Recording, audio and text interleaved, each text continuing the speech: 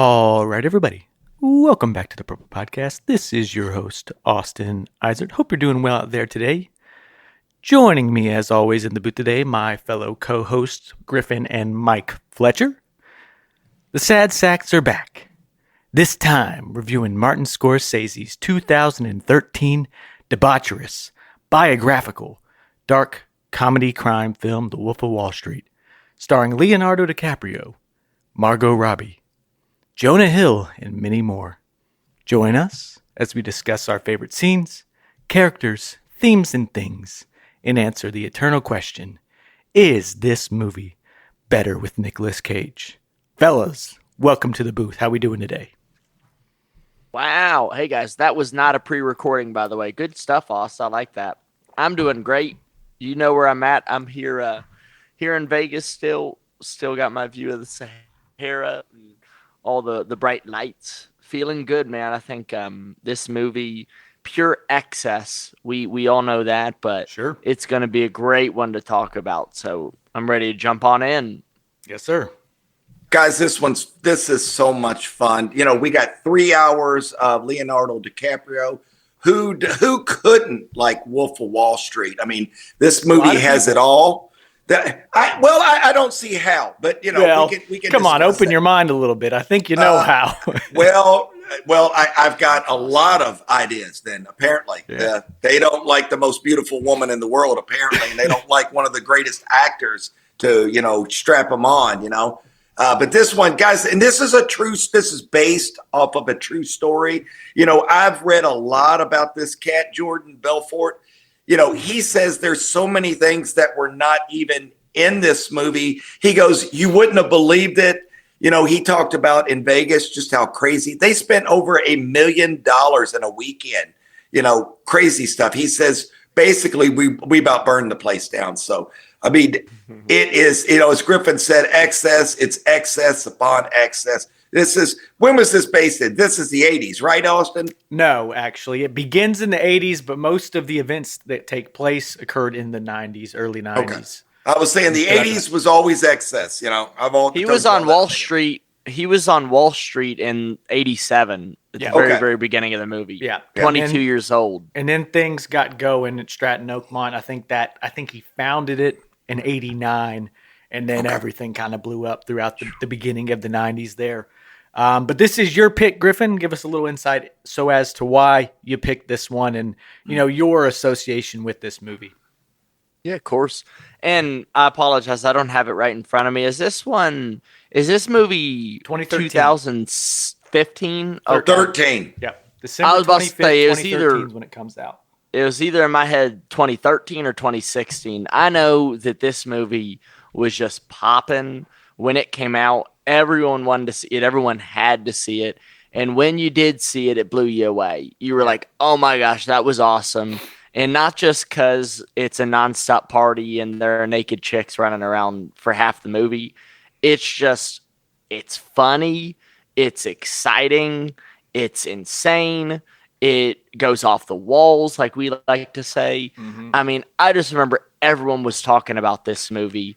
I think most people have seen this movie. Yeah, and I mean, it just kind of threw you for a loop because it was so much fun. Yep. And I mean, I think it's kind of gotten baked into the culture at this point because it's been so iconic. And this is Scorsese's highest grossing film ever. A budget of $100 million, ends up acclaiming worldwide 407. So well done. Just to get it made, it was like, I know that Martin Scorsese and Leo had teamed up on a few things. I think this was their 5th film together. But at this point in time, Leo was a bona fide star and could actually finance some of his films as well and get them made. So this is one, as you could imagine, had a little bit of difficulty getting made just with the content of it. And I think they even still cut some things at the end of the day. I mean, this movie is absolutely obscene. But that's something that kind of factors. But it is long too, like you said, Austin. I mean, it's right under 3 hours, right? Yeah, it's right at 3 hours, and it averages a little over 2 profanities a minute or something along those lines. Says fuck 569 times throughout the course of this movie. That was another thing, Austin. I remember when this movie came out, that was one of the big like talking points was, oh my God, it just nonstop cussing, just does not care. It's as ornery as it can be. I mean, that was kind of the whole thing from what I remember. Yeah, absolutely.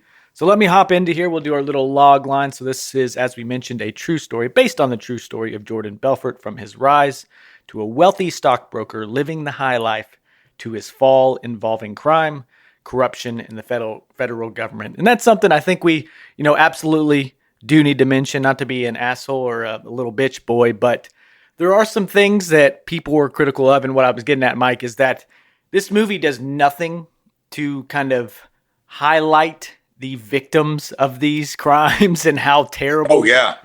It absolutely. And, this is something that I don't agree with myself personally, because this is something that Martin Scorsese always does in his films, is he shines a light on the dark underbelly of society and humanity. And he's pretty agnostic towards it. He kind of is accepting that, in ways we could all become that person if we let us. So, obviously a lot of what he did was evil. But, what this movie does and what people, or what people would say is that it glorifies some of these actions, obviously, because it is such a fun ride. But I do think also, I think the biggest turning point where you really are like, dude, this is not a good guy. You need to understand that. Much like our boy Marty Supreme, I think Wolfie's got him beat, though, by quite a bit, to be honest. Oh, yeah.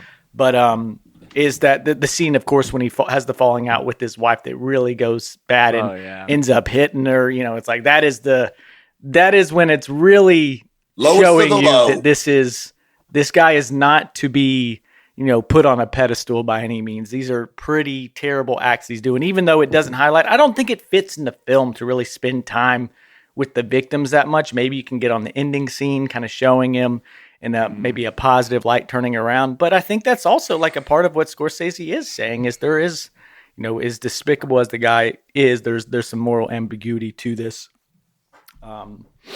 But yeah, guys, like I said, this thing performs well. Oscars gets nominated for 5, actually wins none of them. Reviews well enough. Yeah. I'm sure there's some bombs in there as well, as we see with today's culture. IMDb has it in 8.2, Rotten Tomatoes 79%, Letterboxd 4.0. A fun year in movies, I would say, as well. We have our boy Leo. Actually, he does The Great Gatsby the same year, which does win an Oscar. I think it was like for costume design. That's it. But also our boy Matthew McConaughey in this Dallas Buyers Club, which if you guys haven't seen that one, that is a really, really good movie. He wins Best Actor that year. And another couple funny ones. This Is the End and 21 and Over come out in the same year as well. I know we have some fun times with that, G. Yeah. All right. What I'm going to do here, as I always like to do, is kind of give my review with the things I like, give me my rating, and then we'll kind of send it around the booth for you guys to give your little, I guess, spiels, reviews, and rating as well with this one. First thing is just the cast, the performances throughout, and just the characters as well. I think all the characters are very fun. The performances are top-notch. I mean, these guys, I remember hearing kind of on that Mr. Scorsese documentary talking about just how insane and absurd the set was on here. It's like, holy fuck, Jonah ate a goldfish today. Like stuff like that. And someone shaves their head. They were really kind of emulating that I guess, craziness, that party attitude that they carried in and throughout work. So just the crazy ride of corruption. The behavior is atrocious and appalling, but you just have to watch it. You cannot stop watching it. It's constant action. It's vulgar, dirty little birdie, profanity.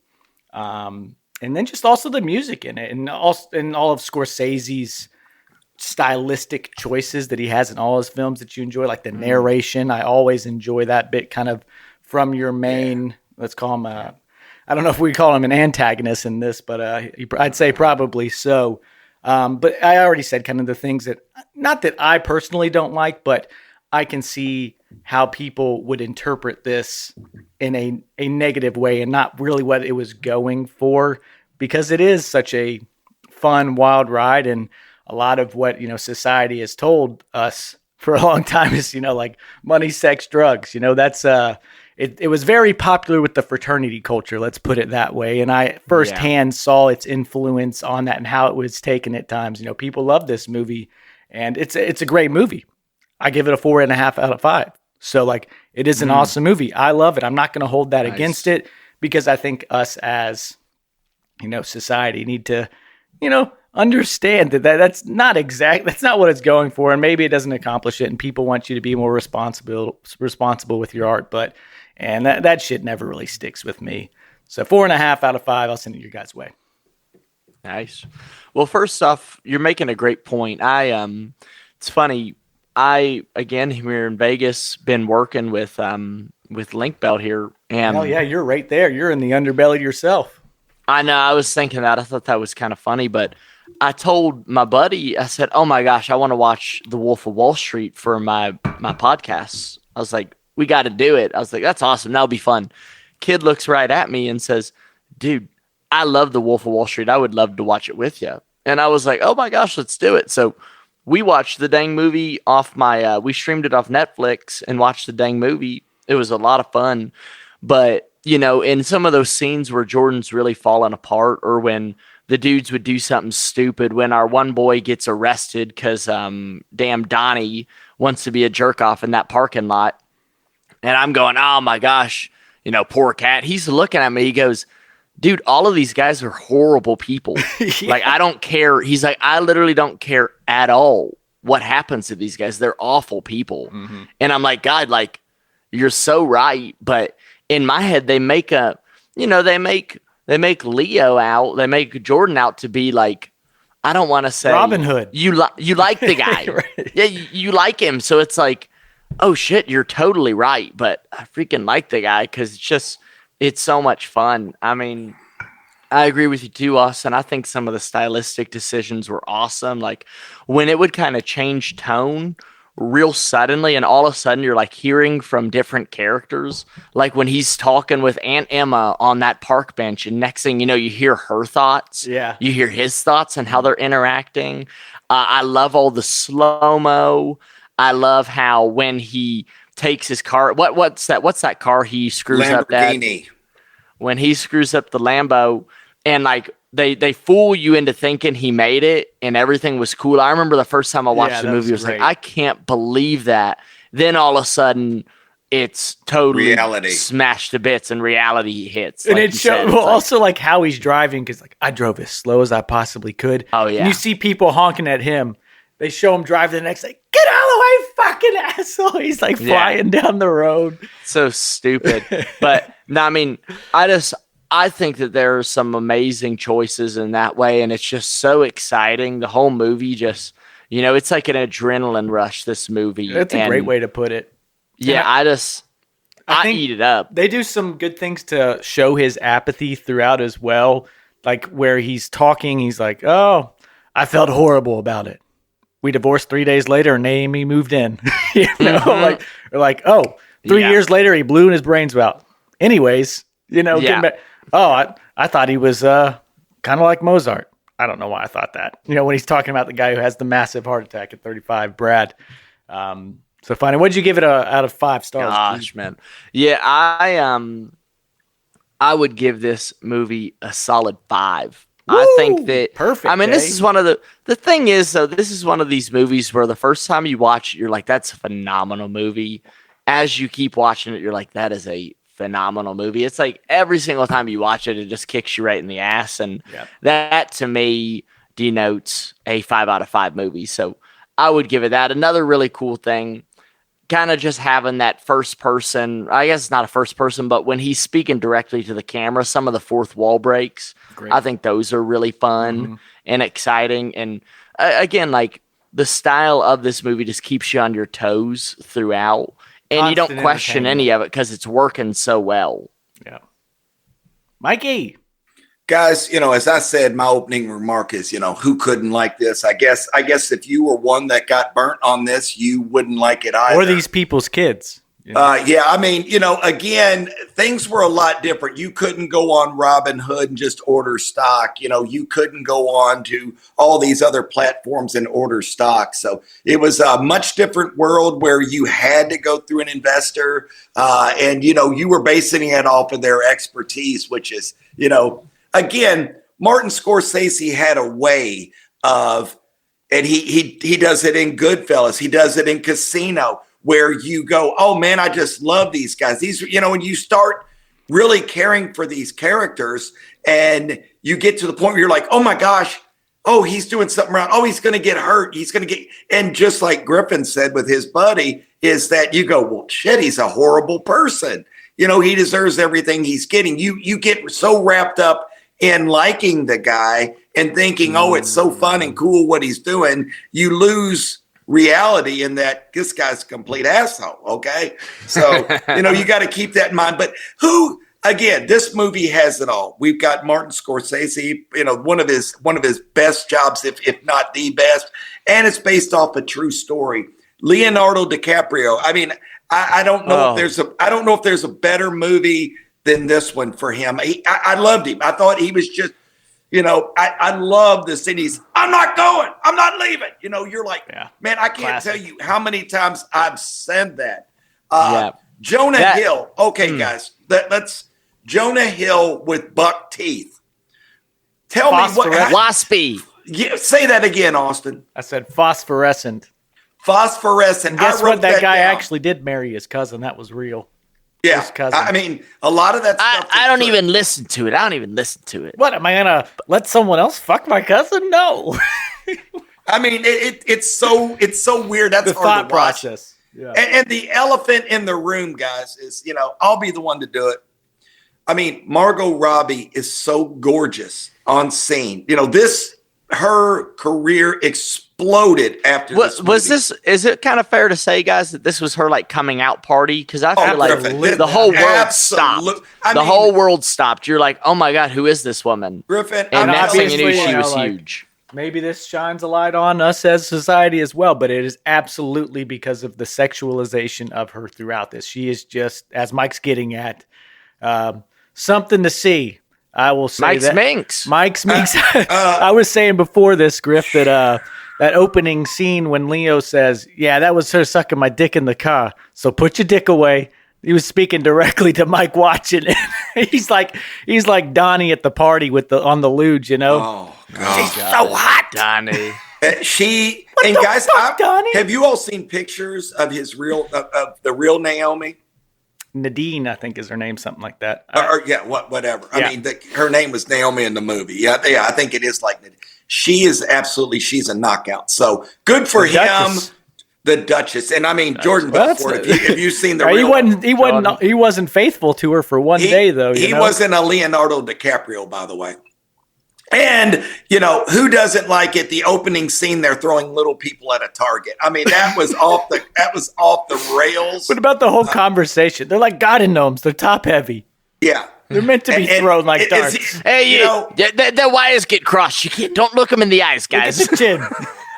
That's so fucked up. You see how I'm not looking? They're calling them it and they, like just the big thing, guys, you got to remember is, you see these clowns, in like a convenience store, that's where everybody starts. And you see them, dragged out, coffee all over their table, just a mess. Then you see them Mike, year let's later. get your rating. We'll do scenes in a second here. How about a 5 out of 5, Austin? You can't beat this movie. All right. Bang. All right. Well, here we go. We'll hop on into it now. We'll get into our scenes. And as we'll do here going forward, Griff, it's your pick, so we're going to start off with you, pal. Not to kick you on the nuts, best scene of this movie, and I guess the Academy recognized it too. Damn, Matthew McConaughey, the beginning of the movie, takes a young Jordan Belfort out for lunch, his first day on Wall Street. Just getting to see that whole interaction. I mean, talk about a 6-man candidate, comes in for about 5-10 minutes and absolutely destroys in that role. Mark blows it away. I mean, that whole scene is amazing. I mean, yeah, we get he had lived all of that, Griffin. I mean, that's crazy. He ad-libbed it, and Martin Scorsese it's a Fugazi. kept rolling. It's fairy dust. It doesn't exist. I mean, Hector, here's everything. The game. Bring us 2 absolute martinis. You know how I like them, straight up, and then precisely 7.5 minutes later, bring us 2 more. I mean, it was so damn cool.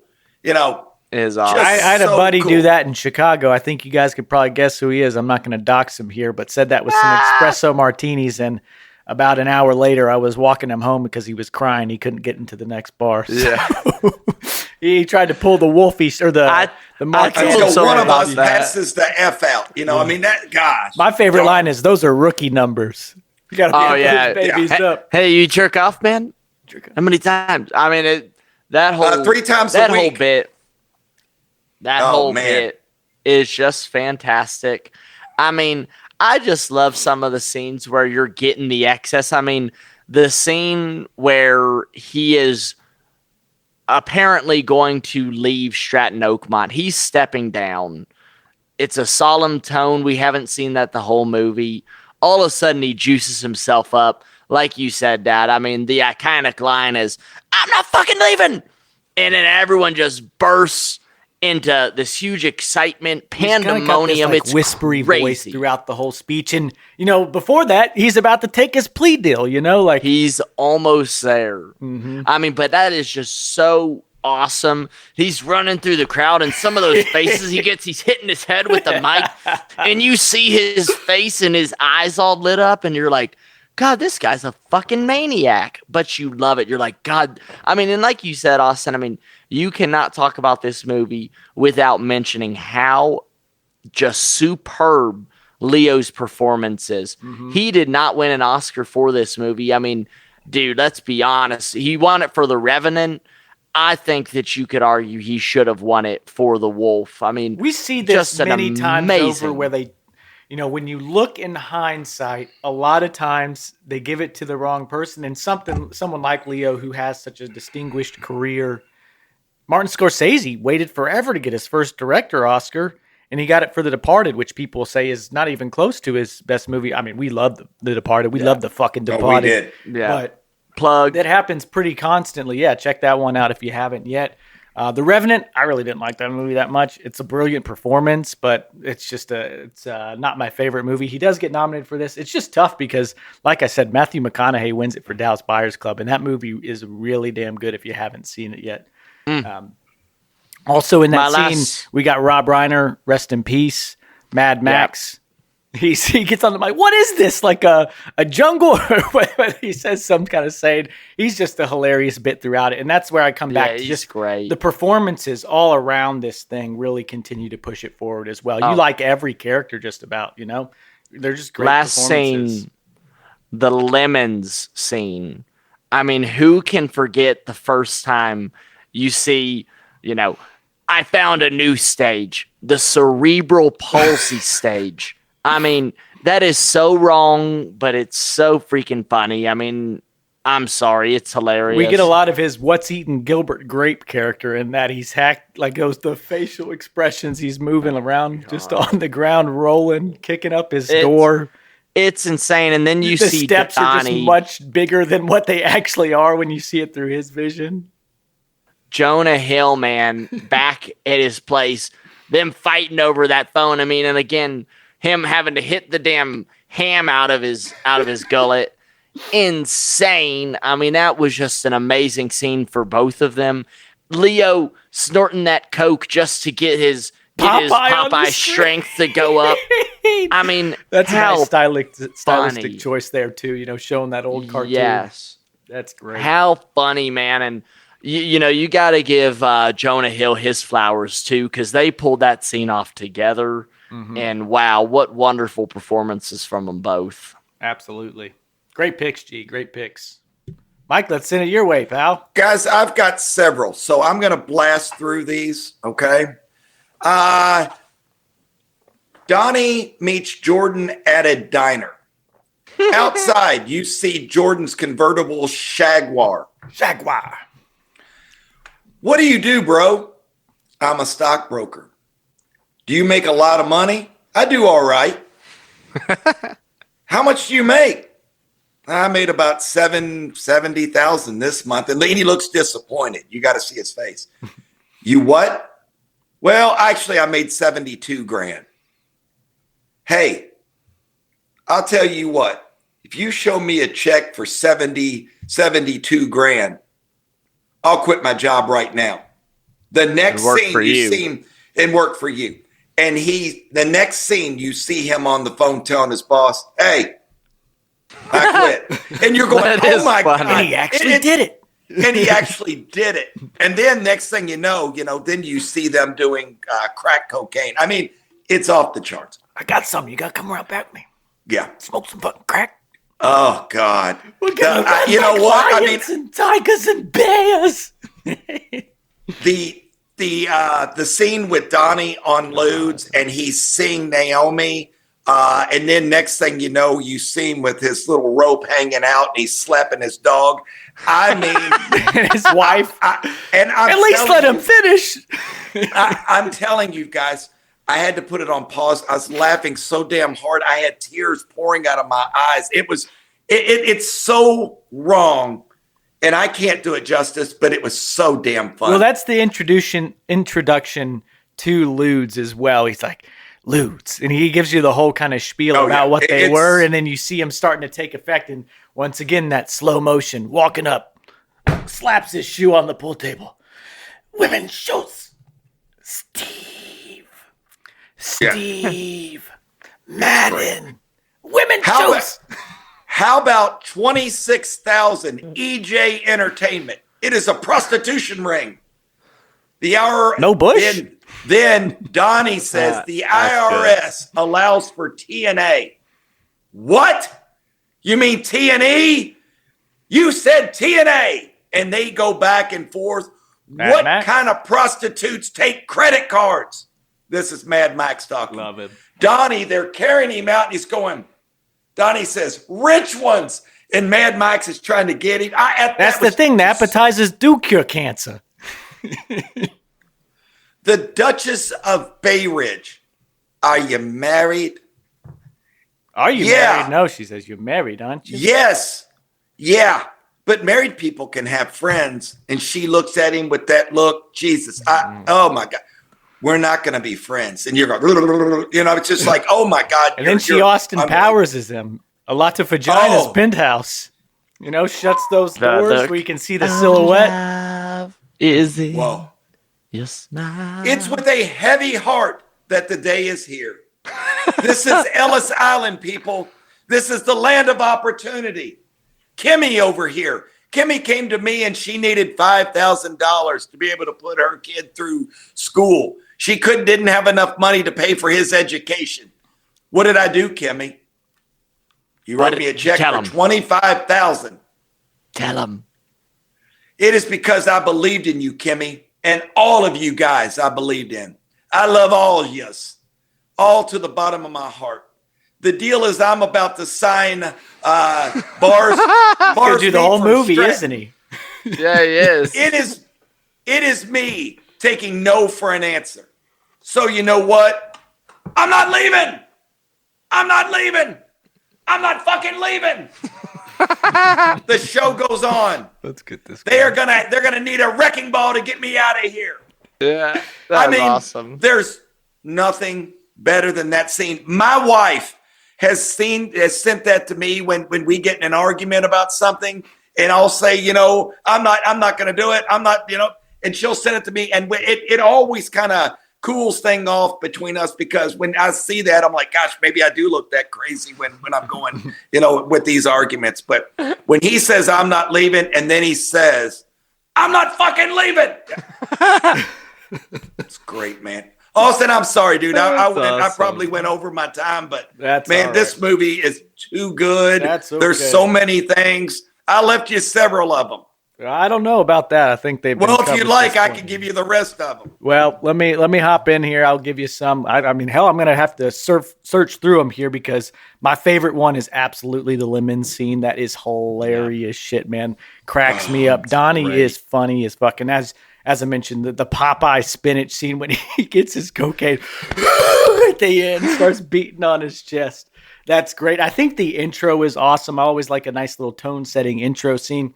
On a daily basis, I took enough drugs to sedate Lower Manhattan. Or some kind of line in there that's awesome. I had that giving written his down. whole spiel. Mark Hanna's great, that first bit. Steve Madden, Women's Shoes, those were my favorite. All the kind of like, the making it big scenes are good as well. The process of, he goes over, I think the first scene where he's with the penny stock guys at Investor Center is good. And they're all like, they thought I invented fire. I think that's always really cool. Yeah, and getting the boiler room set up. How do I teach these jerk-offs how to sell to people with money? Because all these asshats, Rugrat, all these names he has for everyone is Ruggy, tell me what. Ruggy, because he had a piece of shit hairpiece. And then they're investigating him later. How do you wear that? Yeah, that's funny. Sea Otter and Chester Ming. Chester Ming. Oh man, so yeah, they're Austin, what about the scene where he's doing cocaine off that girl's ass? Well, that's part of that intro awesome. there. Oh my god! And then Venice, the whole line is funny. Venice, who? Venice. Oh, here we go, honey. Yeah, Venice. Are you an owl? Yeah, and then we see that he's getting a candle shoved up his ass. Oh, you're a dirty little birdie. That's so funny. Woofy.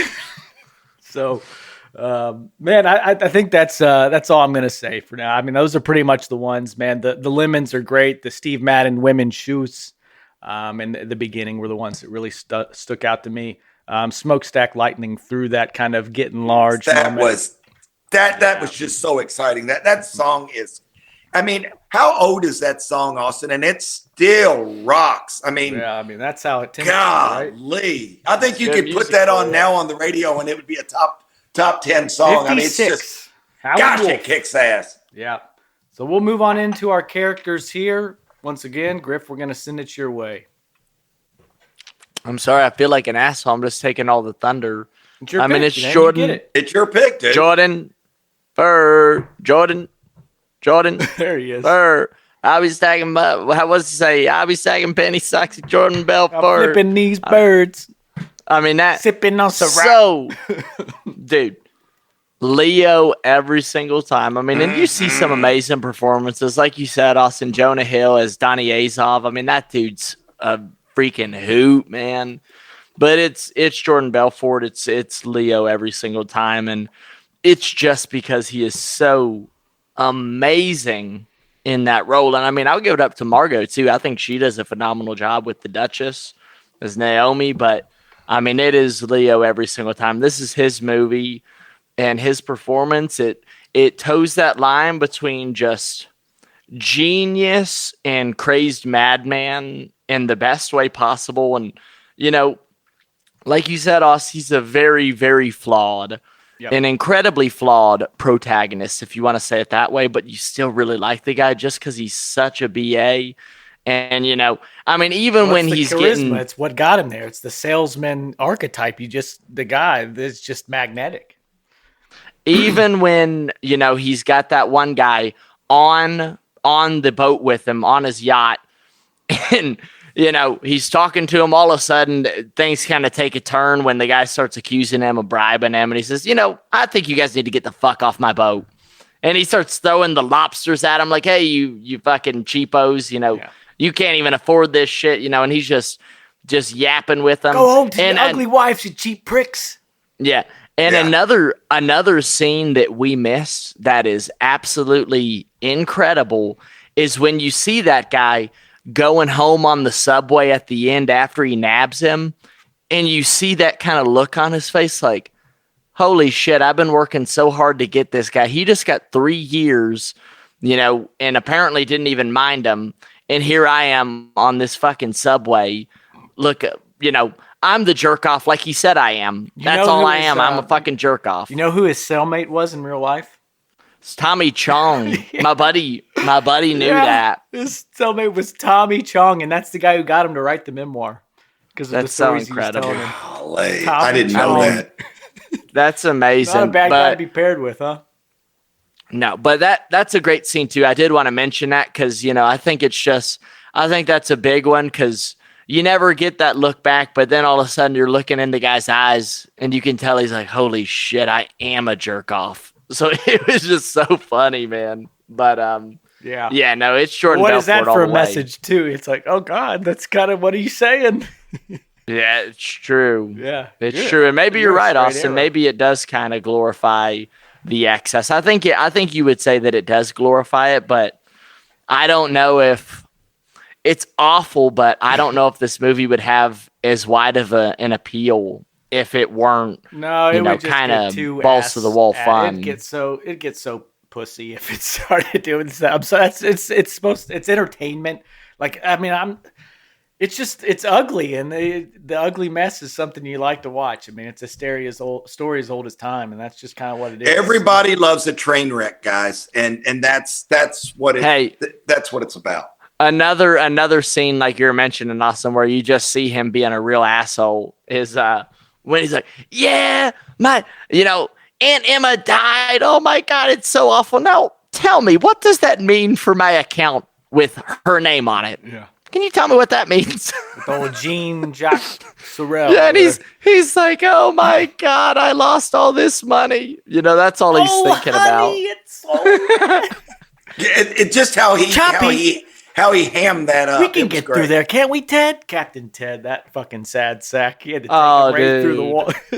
What a crazy... That was the scene I remember the first time I watched it. I was like, is this real right now when they get rescued and everything's going wrong? And it is real. And it is real. I mean, maybe not to that extent. But they got rescued by the Italian Coast Guard. And that airplane really did blow up. Yeah, I didn't know about that part either. That's so great. Insane. Yeah. What about you, Pops? Who you got as a favorite character? Yeah, Austin, do you want to do all of them? Yeah, Griffin, do your six man and sad sack. Yeah. Oh, my bad. I'm sorry about that. Yeah, you're just rambling on, dude. I think you're still asleep. Someone's on ludes over there. He's got some lemons in Vegas. Shit, I wish, man. I'd maybe have to go for it if I had the chance. They had a delayed fuse. I mean, you got to throw it out I went to straight Mark. to the drool phase. You got to throw it out to Mark Hanna, Matthew McConaughey. That is your sixth man of this movie. Like you said, Austin, he's in there for 5 minutes and he blows you away. Just incredible charisma from that cat too. And then my sad sack, you really have quite a few options. I'm actually going to say Donnie's the sad sack just because he's such a jerk off the whole movie. I mean, he cracks you up the whole time, but all of the stupid shit he does. His beef with Brad. His beef with Brad. I mean, what an idiot. And that was such a terrible thing he did to that guy. You'll come get my money, too. He's sitting there with his big-ass fucking teeth, and you knew Brad was going to be mad as hell because he, as he shows, would kick that motherfucker's ass. Oh, yeah, what an idiot. Yeah. And then, of course, him jerking off right when Naomi walks in the door. What an idiot. Him at the very end after he turns in that little slip of paper that Jordan wrote, hey, don't incriminate yourself. And him just sitting in that room looking all insane. I mean, he's such a sad sack. And even though you do really enjoy his character, he's a nutsack. He's a goofball. So that would be my pick. Yep. Not bad ones. I think I got you beat on the sack side of things, but it's hard to compete with those top two you had there for best. Yeah, well, I mean, I was thinking that, but it's just the whole movie. I was like, God, Donnie's such an asshole. So yeah, all right, I had to do it. Mikey, give us some. All right, guys. My favorite character was Jordan Belfort, of course. I'll say this. Jordan. I'll say this. Jonah Hill did his part. I mean, to be up there, think about it. You're going up against his best performance and you hold your own. Pretty damn good. I'd love to talk about him, but Jordan Belfort, he's the star of the show. I've been a rich man. I've been a poor man. I choose rich every time. I mean, golly, I love that line. There's no nobility in being poor. I want you to deal with your problems by coming. I knew how to spend it better. Rich. And then last but not least, my saying that I mean, and I've said these, I think I've told Griffin this a few times. Money doesn't buy you a better life. makes you a better person. I mean that's crazy shit, guys. But guess what? A lot, doesn't it, Mike? You love it, man. You love it. You just love that stuff. And you know what? Like you said, you end up liking the cat. And remember, at the very end, that is really Jordan Belfort that introduces him. Yep. You all know that, right? Yep. Okay. Mm-hmm. When he introduced, you're going, gosh, the guy is charismatic. I mean, you like this little bastard. You know, I've seen him on shows. I've seen some of his sales speeches. The guy, man, I'm sorry, but I would have probably ended up working for the cat. I mean, I probably would have, because he is just one of those you want to follow. I don't know if I'd follow that cat, but I think I would. I mean, for a while I would, and you know me, I'd cash in, then I'd cash out. That's what they call me. Sixth man of the movie. Yeah. Guys, Naomi is the sixth man of the movie. I think she's maybe a top 3 character. I think she's on the starting court. I mean, okay. Aunt Emma. There you go. I figured you all were going to do that to me. Aunt Emma. Her saying she lived through the 60s. And then, you know, when she says, I think he's coming on to me. What'd you say, into the donuts? Yeah. Into the donuts, I see. Into the donuts. Yeah. Is he fucking And then when she comes up, is that when she wipes his nose? Yeah. Yeah. Oh, enjoy the day. Yeah. Guys, sad sack of the movie. I had 3 of them that I would really love to give you all. I need the one, though, at the end. You can tell me them all, though. All right. Let me start from bottom up. Rugrat. Because of his shitty hairpiece, he is a sad sack, and he's a and dumbass. He gets him exposed. He screws them all. And he's the one that gets him arrested. Benny fucking Hanna. And guys, Danielle for shaving your head in front of the entire company for 10 grand. And they left it double D's. They left it, and she's got C's, but she's getting double D's. You know. And then, guys, my final one, and thank you, Austin, for letting me have these 3. Yeah. Pam was the village bicycle at Stratton. Pam was the sales associate giving BJ's on the elevator. But the sad sack was Ben, because he married Pam knowing everybody had hit that. Ugh. So it's Ben is the sad sack of this movie. Yeah, that's a rough one. And then we find out what? That's the line, Griffin. Oh, he killed himself 2 years later. And it's like, no big deal. Let's go on to the next thing. Anyways. Yeah. Yeah, they have that like bloody bathtub scene where you're like, oh, it's horrible. Yeah. Sorry, guys, I'm hogging the scenes, but guys, this movie is so great. That's all good. I'll get into mine here. Guys, I will say Donnie is my favorite character. There you go. In this thing. I'm going to No way. Donnie is just nonstop comedy. He is such a sack, and that's why he's such a great character. And he's right there with Jordan the whole time. He's this just... You know, he's not really the leader, but he is the fucking crazy one. He's kind of like he's like Joe Pesci in a way in Goodfellas. You know, he's kind of like the side guy, but he is just great in that role too. When he eats the goddamn goldfish, the bow tie guy. Oh my! On new issue day, god damn it! On new issue day. What's kind of maybe a plot hole or discrepancy is the first guy that Jordan meets on Wall Street's wearing a bow tie as well, and no one gave him shit.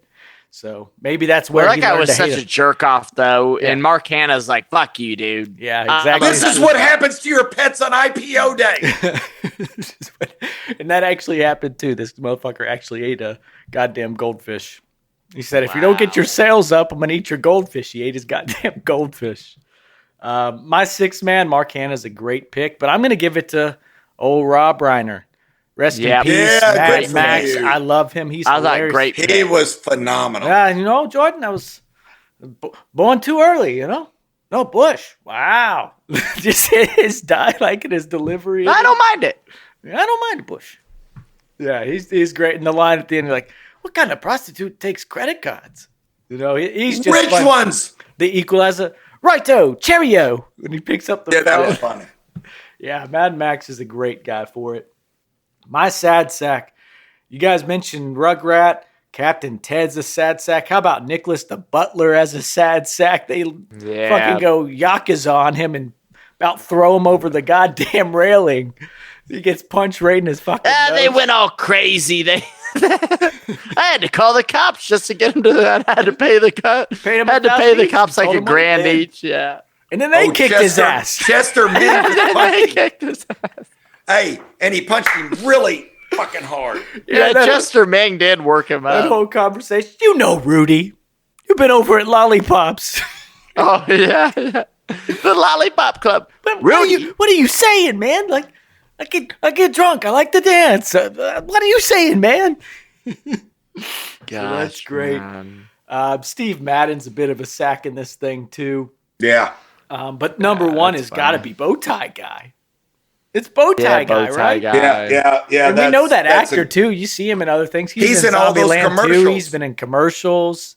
Yeah, so that's a good one. Did we miss any, like, big character? I like Teresa as, like, a sixth man. I loved his, like, initial wife. I feel really bad for her. She's great. I mean, she's kind of a sad sack too. She is. I mean, the only thing is, she avoids all the crazy stuff too. Yeah, Brad's a sack too. Massive heart attack at 35. Sell me this pen, you know, and that's so an cool. iconic line. And you know what? For me. That is a true. That's the way he kind of opens up his seminar. Sell me this pen. Yeah, that's really good. I mean, hell, we got Jon Favreau in here. He doesn't have any kind of role. He's his lawyer for a second. Manny Riskin. Yeah. I like his big like Italian. I like his Italian like security guy who's like, Jordan, you need to get on a phone, get on a payphone right now. And he plays himself. That's what that guy actually was. That dude rocks. Yeah, so that he's a really good character in it. You got Patrick Denham. I like the FBI agent. I thought he's a really good guy that's on his tail the whole time, and that guy's just a great actor to begin with. I love him from like the Friday Night Lights TV show. He's always a policeman. In every movie, he's a policeman. Yeah, he gets blown to bits in Grey's Anatomy, like on the bomb squad or something. He comes in. There's someone that there's one thing I'll definitely bring up. It's in Themes and Things, but we'll talk about it when we get there. So we are there now though, and we'll send it your way again, Griff. Themes and Themes. Money, excess, sex and drugs. And what would be another great one? I mean, that's the whole thing to me is just money, power, and rise and fall. Maybe that's the real thing. It's with all of the highs and the excitement, the adrenaline, like I mentioned earlier, you got to have rock bottom. So this is a rise and fall story. Mm-hmm. And it's one that's a roller coaster that keeps you guessing and having fun the whole time. So that's me. I think that's good. Guys, money and lots of it. Help me here. Phosphorescent teeth. There it is. Drugs, and a lot of them, specifically ludes and cocaine, were just... Man, Jonah Hill got bronchitis snorting baking powder or whatever the hell they used. It was vitamin D powder or something like that. Oh my God. Oh my gosh. Just, we talked excess. Women's shoes, Mad Max, Lollipop Club, Austin's favorite, Dirty Little Birdie, cerebral palsy phase, Horny, Monaco, and my favorite, and I can't believe you boys didn't say this, Kreskin. Damn it, that was what I was waiting on. He stole the hammer. What are you, Kreskin?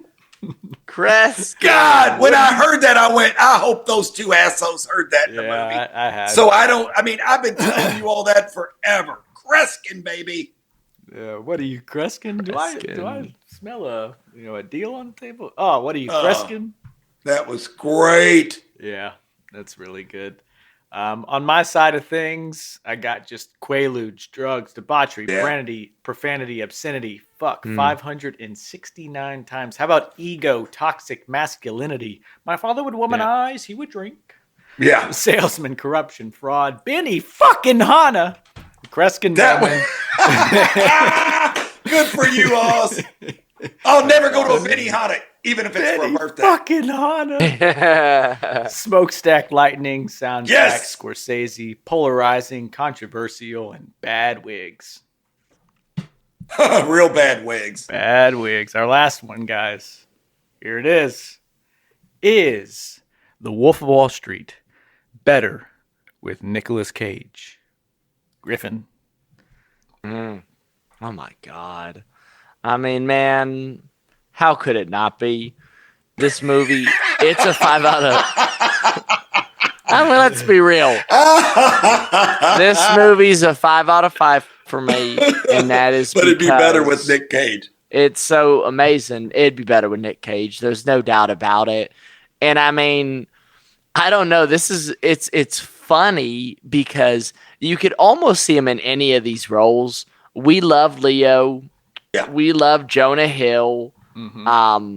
I mean, we love Matthew McConaughey in this movie, but you'd kind of like to see Nick Cage in almost any of those roles just for a few minutes, just to see what it'd be like. Mm-hmm. I mean, the funny thing is, I was inclined to say, hey, you kind of, maybe you'd want to say seeing him as Jonah Hill's character as Donnie, but I mean, imagine him as the wolf.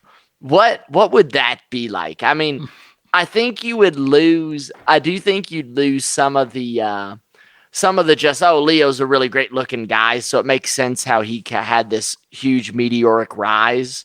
But, you know, maybe it wouldn't be as believable if Nick Cage was the face behind that. But, you know, maybe it wouldn't be as believable, but it would be a fun ride, man. I mean, I think it'd just be hilarious to see how he would interpret that character.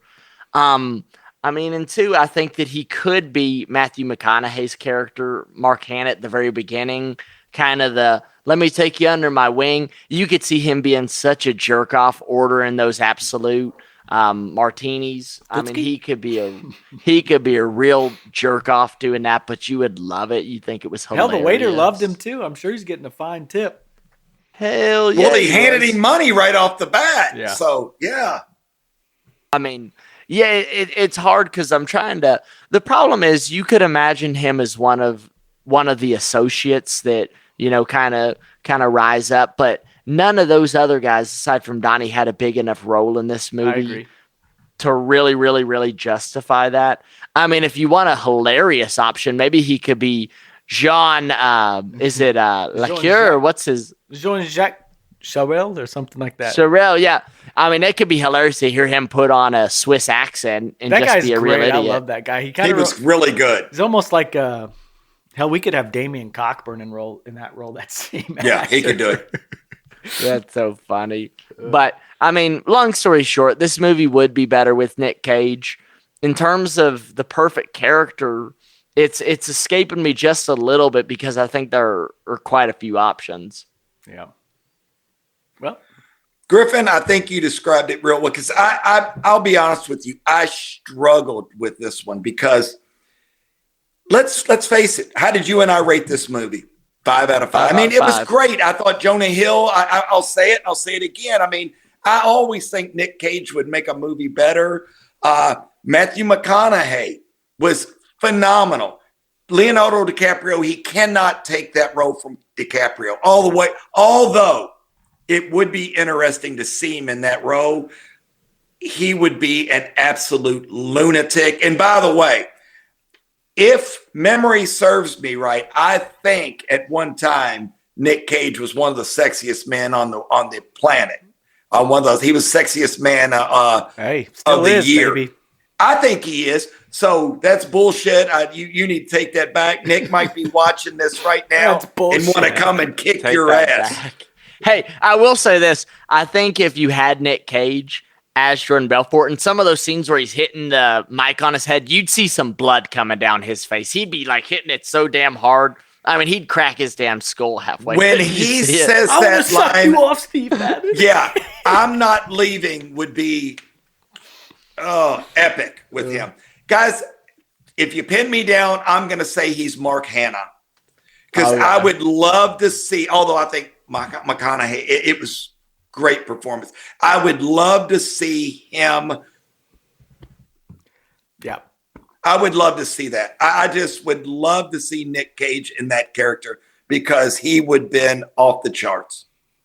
Austin, wrap this up for us. I've got to hear this. Yeah. So the perfect pick, I think, is Mark Hanna. He's got the same build. I think that just introduction, that is such a hot start to the film. And that's saying it a lot because, we're replacing the guy who wins Best Actor of the Year in that role. I think Nicolas Cage would step in and you wouldn't miss a beat with it. I think it would accomplish the same exact thing. I think he would do just as well. So I think that's the perfect role for him. If we're going to actually really replace someone, maybe we get Bernthal out of here. We make him Brad. He's the lewd dealer on the side. He's walking around with his shirt off. He punches Donnie in the nose.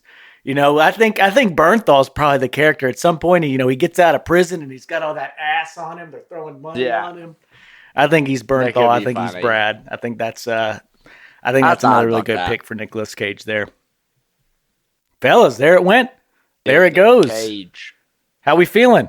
We enjoy it? Dude, I'll tell you what, like I said, it is barely 6 a.m. Right now I'm seeing the sun come up over mountains, Gandalf, right out my window here. Wait a second, let me see. Can I do this for you boys?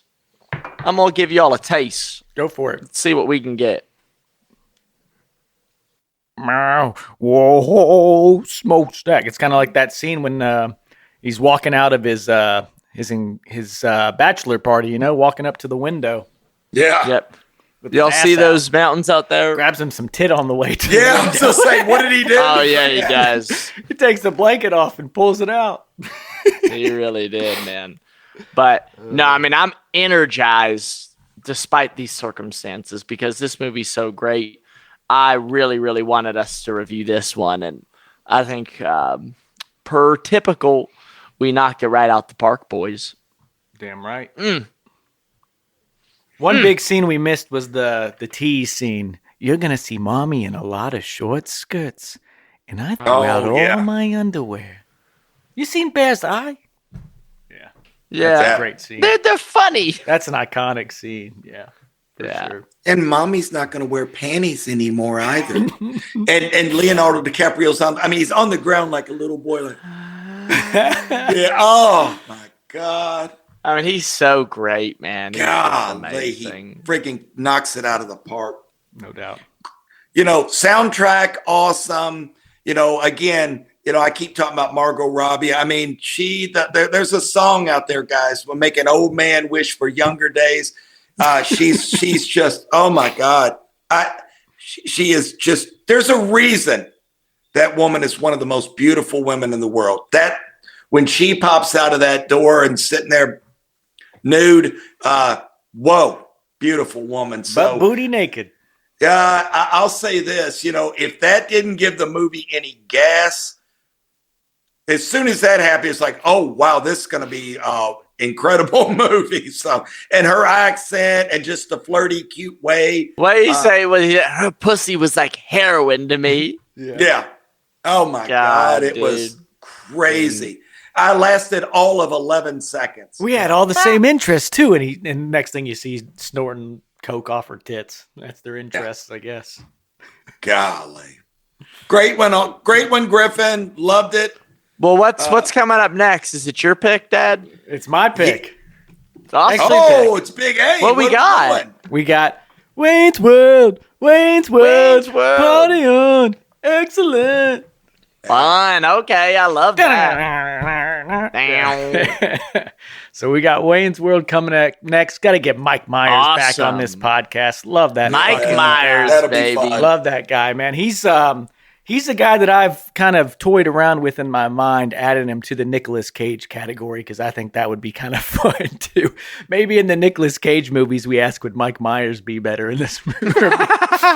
Maybe we kind of switch it up for those. That's awesome. I think he's synonymous in some ways. We really love that cat as well. Yeah. But a fun one, guys. Nothing really else to be said. I think this movie speaks for itself in a lot of ways. What a crazy one. What an exciting one. What a run. Controversial, but hey, that's probably why it's so well loved and well received as well. It's polarizing. So well done, Mr. Scorsese. Well done, Leo. Well done, everyone else in this cast. Rest in peace, Rob Reiner. Everyone back home. If you've listened all the way through, thank you very much. As always, continue to share this thing around. Give us a like, give us a rating, give us a subscribe, comment, whatever it may be to influence that algorithm. We're trying to blow this puppy up just like Stratton Oakmont, but in a good way. I think we're a little better on the moral side of things, I'd like to think. We're not scamming you guys. This is free content, so actually we're the ones getting scammed. Think about that. We're more like that cop on the subway going home. Yeah. So when my balls are sweating and I've worn with the same suit for 3 days straight, hey, that's us. We're the sad sacks. Don't you forget it. Join the club. It's a fun one. It might smell like broccoli funyuns and ball sweat, but it's a fun club. We talk about movies. We talk about TV shows, and we have a whole lot of fun. Love you guys. Thank you very much. We'll be talking to you soon. And bye-bye.